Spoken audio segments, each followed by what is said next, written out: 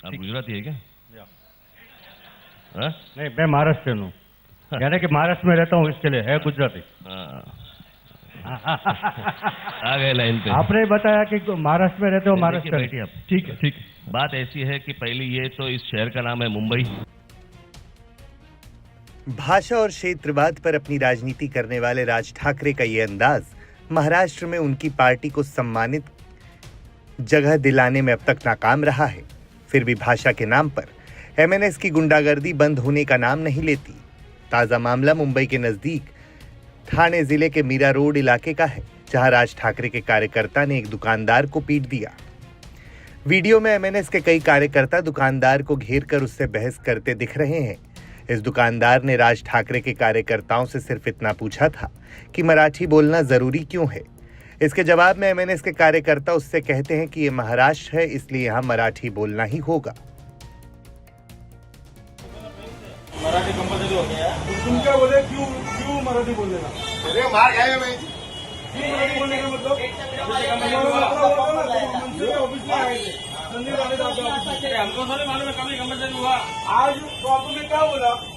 क्या बोला आपको मैं? आपको क्या बोला? सीखने का इतना बड़ा काम तो आप इतना भी बोल रहे हैं मेरे को।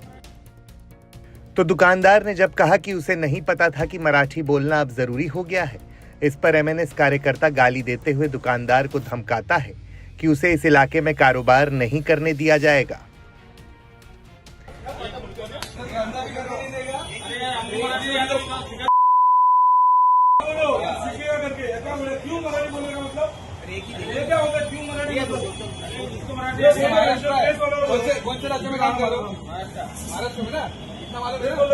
इसके आगे जब पूछा जाता है कि महाराष्ट्र में कौन सी भाषा बोली जाती है, तो दुकानदार का जवाब मानो उससे मारपीट की एमएनएस कार्यकर्ताओं को छूट दे देता है।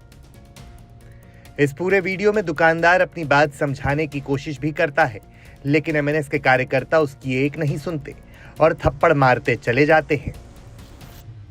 मराठी न बोलने पर राज ठाकरे के कार्यकर्ता इससे पहले भी आम लोगों की पिटाई कर चुके हैं। ये सब इसलिए होता है क्योंकि एमएनएस की राजनीति को सूट करता है। हालांकि चुनाव में जनता उसे नकार देती है।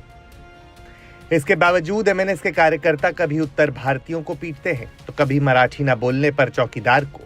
अप्रैल महीने में एमएनएस के कार्यकर्ताओं ने बैंक के एक कर्मचारी को सिर्फ इसलिए पीट दिया क्योंकि वो लोगों से मराठी में बात नहीं कर रहा था।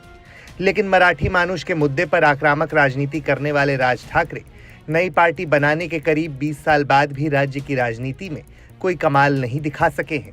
उनकी सीटें उनकी राजनीतिक हैसियत का परिचय देती हैं।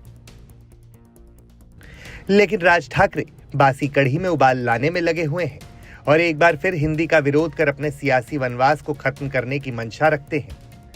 महाराष्ट्र में राष्ट्रीय शिक्षा नीति के तहत स्कूलों में हिंदी को अनिवार्य तीसरी भाषा के रूप में लागू करने के मामले को उनकी तरफ से मुद्दा बनाया गया और सरकार को अपने पैर पीछे खींचने पर मजबूर कर दिया। पहले लोकसभा और विधानसभा चुनाव में बुरी तरह से नकार दिए गए राज ठाकरे के लिए बीएमसी चुनाव वजूद का चुनाव बन चुका है। कई लोगों को लगता है कि इस चुनाव में शिकस्त राज ठाकरे स्टाइल राजनीति के भविष्य का दी एंड कर सकती है।